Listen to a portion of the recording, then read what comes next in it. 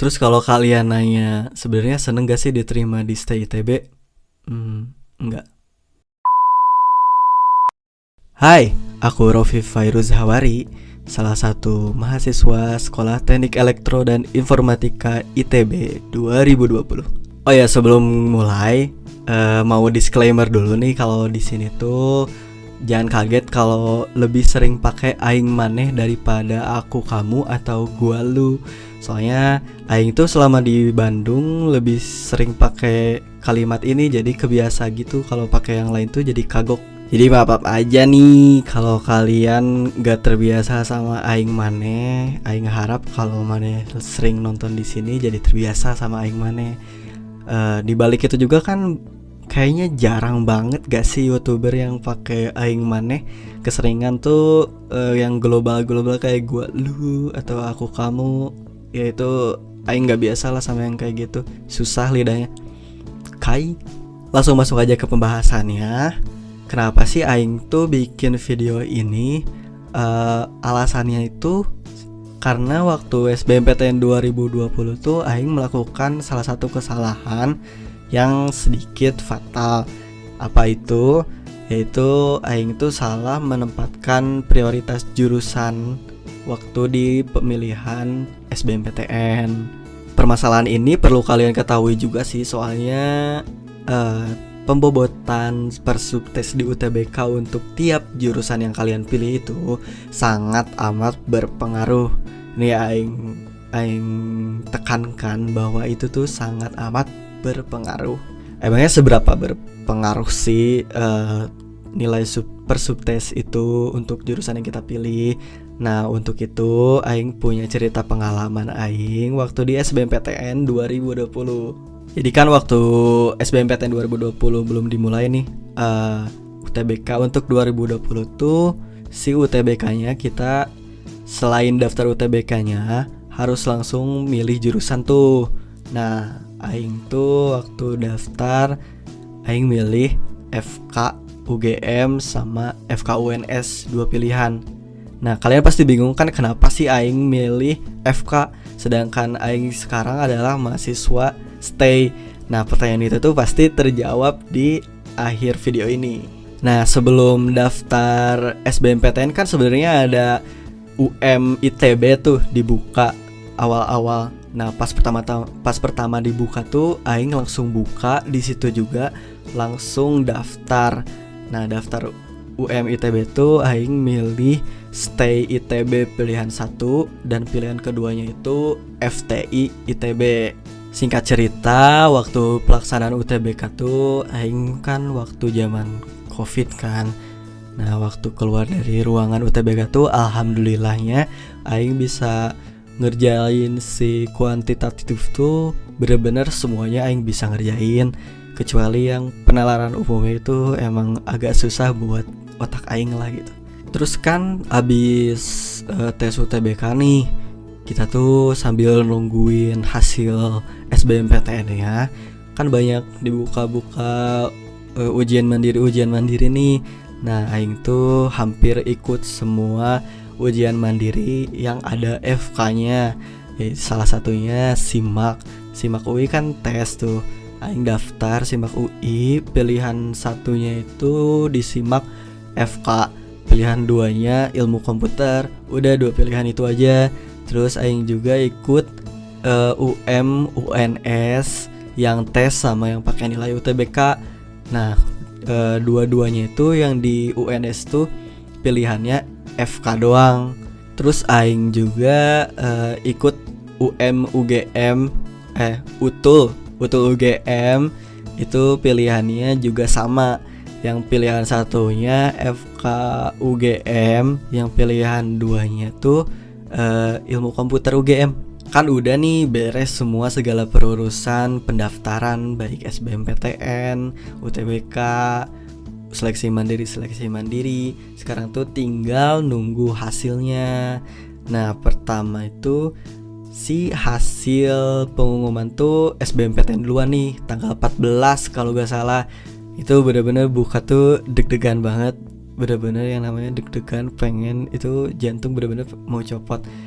Pas aing buka, aing inget banget waktu itu lagi main Point Blank, lagi war sama teman-teman. Terus bukalah si pengumumannya, ternyata gak diterima.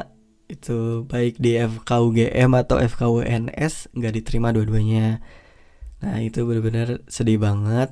Kenapa sih kok gak lulus? Soalnya padahal aing ngerjain UTBK tuh bener-bener ngerjain. Beda sama SIMAK UI. Udahlah beres kan nih sedih-sedihan SBMPTN-nya. Satu hari kemudiannya tuh pagi-pagi nih dibukalah bentuk transparansi dari LTMPT itu berupa nilai UTBK masing-masing. Nah aing tuh dibukalah, penasaran kan nilai UTBK aing emang sekecil apa sih. Terus pas dibuka kayak gini nih nilai UTBK aing tuh. Rata-ratanya kan ini kalau dirata-ratakan tuh jadi 620 kan. Yang pikiran aing keluar pertama tuh, wah kecil banget nih nilai UTBK aing tuh. Soalnya kenapa? Waktu di tahun 2019 tuh ukuran 620 tuh bener-bener kecil. Kalau teman-teman pengen tahu, dulu tuh waktu 2019 tuh UTBK untuk nilai yang cukup gede tuh untuk FK tuh minimal ya 720 lah, 720 ke atas itu udah aman. Terus ternyata beberapa jam kemudian tuh ada pembahasan dari LTMPT kayak nilai tertinggi di jurusan mana, di universitas mana. Nah terus aing itu kan buka Instagram namanya Masuk Kampus. Di situ tuh ada data nilai UTBK tertinggi di jurusan tertentu. Nah ada kelah listnya kayak gini nih. Nah stay kan ketiga nih 630 sekian. Nah itu tuh aing ngeliat terus sadar, oh ternyata nilai UTBK aing gede juga ya kalau dilihat dari rata-rata yang sekarang. Nah ternyata emang bener tahun 2020 tuh skala nilainya tuh emang turun. Jadi 620 tuh udah di klaster 1 udah gede banget gitu. Terus kok kenapa sih aing bisa gak masuk gitu di FKUNS?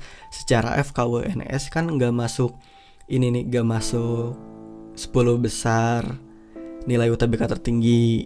Nah akhirnya aing kan cari tahu nih yang lulus FKUNS tuh nilainya pada berapa sih. Nah dari grup lah, dari Line Square. Terus aing nyari ke temen aing. Nah kebetulan ada temen aing yang dari SMA 5 tuh lulus juga di FKUNS. Dia tuh skor rata-ratanya 623. Nah aing kan 620 nih. Gimana gak sakit hati coba. Cuman beda 3 poin coba. Terus aing gak lulus. Padahal kalau misalnya aing ngebenerin 2-3 soal aja aing lulus. Nah sebenarnya gak semudah itu. Kita tuh gak bisa ngelihat dari nilai rata-rata doang, karena pembobotan per subtesnya itu sangat berpengaruh tergantung dari jurusan yang kita pilih. Itu tuh bakal ketahuan dari hasil-hasil seleksi mandiri aing nih. Aing mau ceritain tentang seleksi mandiri aing. Nah abis lama dari pengumuman SBMPTN, tanggal 18 tuh ada pengumuman seleksi mandiri pertama, yaitu SIMAK UI. SIMAK UI itu kan aing milih FK sama ilmu komputer. Pas aing buka gak lolos. Kenapa? Soalnya emang aing sadar sendiri sih kalau aing itu sebenarnya gak ngerjain SIMAK UI. Itu tuh waktu ngerjain bener-bener lebih banyak ngantuknya daripada ngerjainnya, asli. Setelah 1 hari dari SIMAK UI nih, ada pengumuman seleksi mandiri UNS. Itu tuh dua-duanya, baik yang jalur tes atau yang jalur nilai UTBK. Nah aing kan dua-duanya, 2 jalur itu milih FK doang dua-duanya. Pas dibuka pertama tuh yang jalur tes dulu nih. Pas dibuka gak lolos juga. Nah abis itu langsung lah penasaran yang jalur nilai UTBK lolos gak sih. Ini udah optimis banget nih. 620 kan sama 623 tuh tipis banget kan. Aing kan yakin nih harus lolos FKUNS dengan nilai segitu.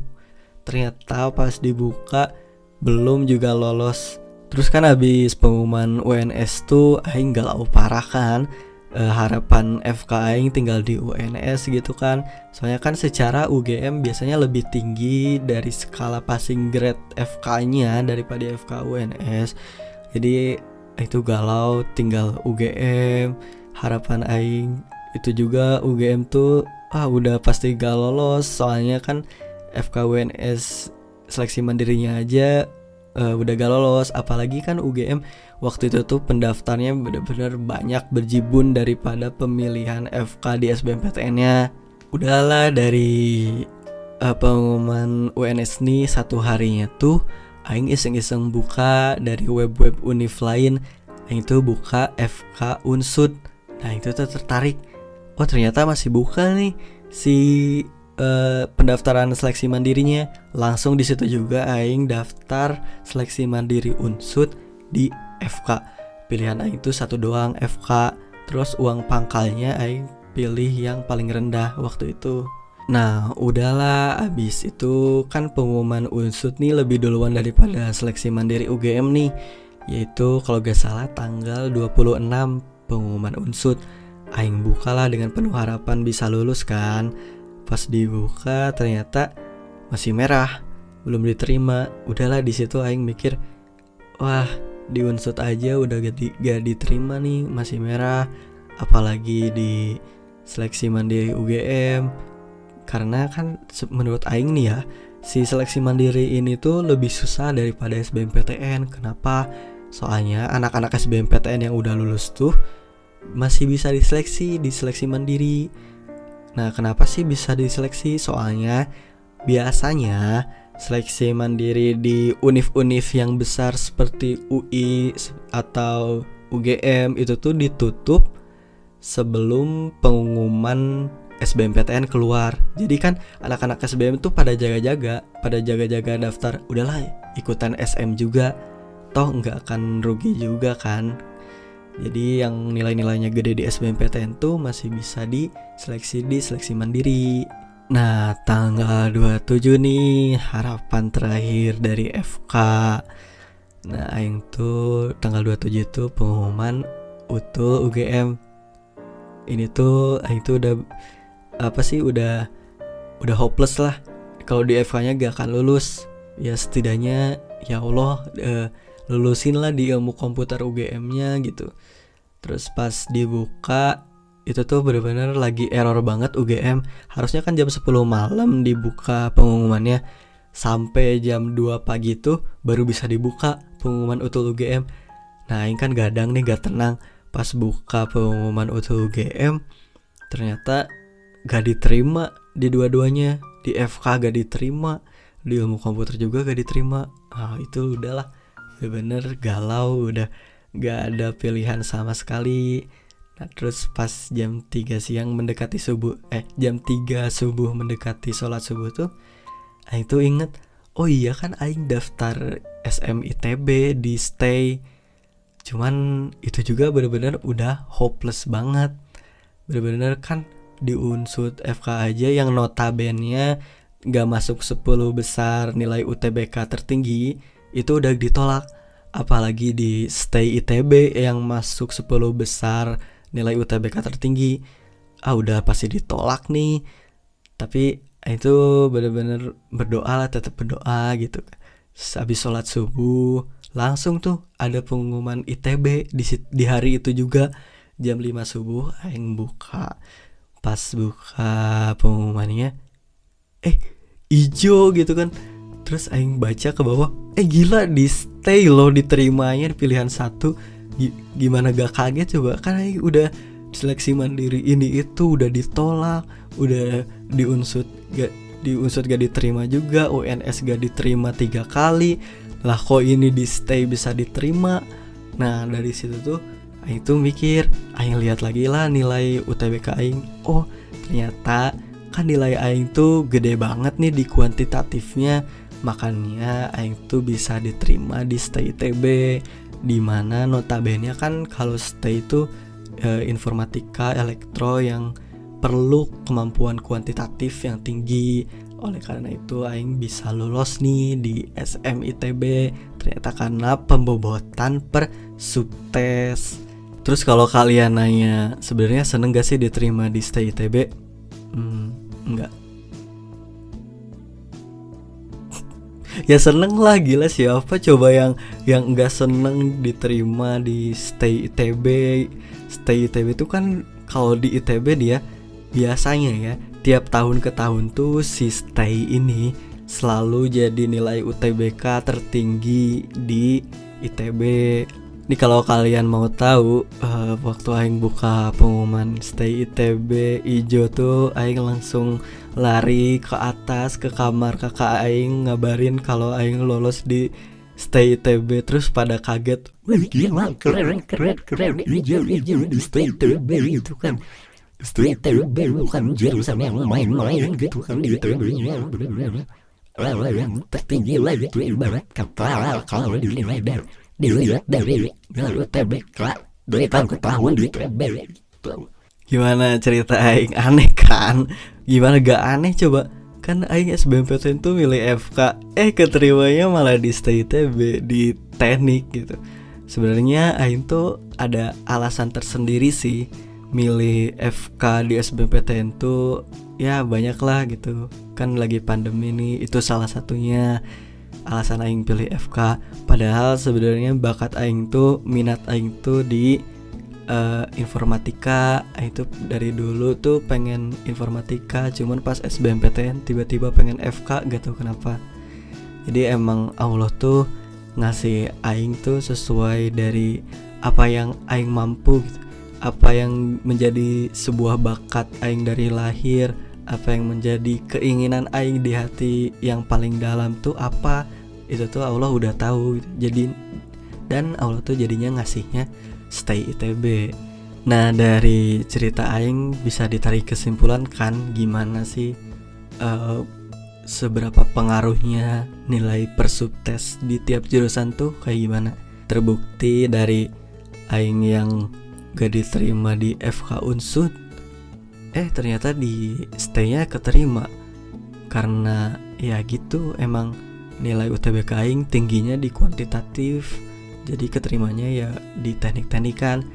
Nah kalau kalian nanya kok bisa di ilmu komputer gak diterima pakai nilai UTBK yang kuantitatifnya tinggi, nah itu kan kebijakan univ masing-masing kan ya, bisa nerima pilihan 2 atau enggak. Biasanya nih kalau univ-univ yang punya nilai harga tinggi, ibarat kata nilai harga tinggi, itu tuh kalau pilihan 2-nya jurusan yang keren, itu tuh biasanya nggak diterima. Kayak misalnya pilihan 1-nya FK, tiba-tiba pilihan 2-nya ilmu komputer, itu pasti dipertimbangkan oleh univnya gitu. Ternyata di Stay kan buktinya pilihan 1 Stay bisa diterima kan.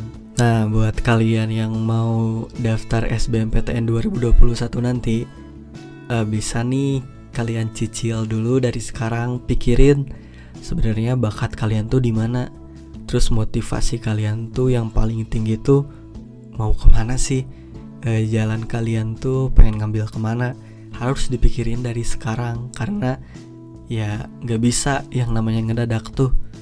Ya sambil belajar, sambil nyicil buat persiapan SBMPTN, kalian juga perlu mikirin yang kayak gini. Soalnya jangan sampai salah jurusan, itu yang paling penting. Karena kalau salah jurusan di kuliah tuh udah kayak manggil neraka ke dunia lah gitu, ibarat kata. Jadi hati-hati. Nah dari cerita pengalaman hidup aing tadi tuh, semoga aing harapannya bisa jadi sebuah pelajaran buat kalian, biar enggak ngulangin kesalahan yang aing lakuin di SBMPTN 2020. Untuk kalian yang mau daftar di SBMPTN 2021, jangan istilahnya jangan barbar kayak aing lah gitu. Kan aing gak punya kemampuan di FK sama sekali, tapi tiba-tiba mentok-mentok SBMPTN pengen FK, sosokan gitu kan, pengen FK. Padahal kan bakat aing di kuantitatif nih, hal-hal yang berbau teknik. Terus hasil ya gak diterima, tetap ujung-ujungnya diterima yang sesuai bakat gitu.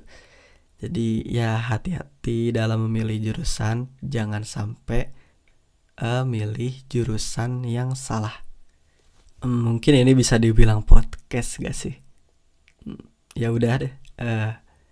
Makasih udah dengerin podcast Aing ini. Semoga bermanfaat. Bye.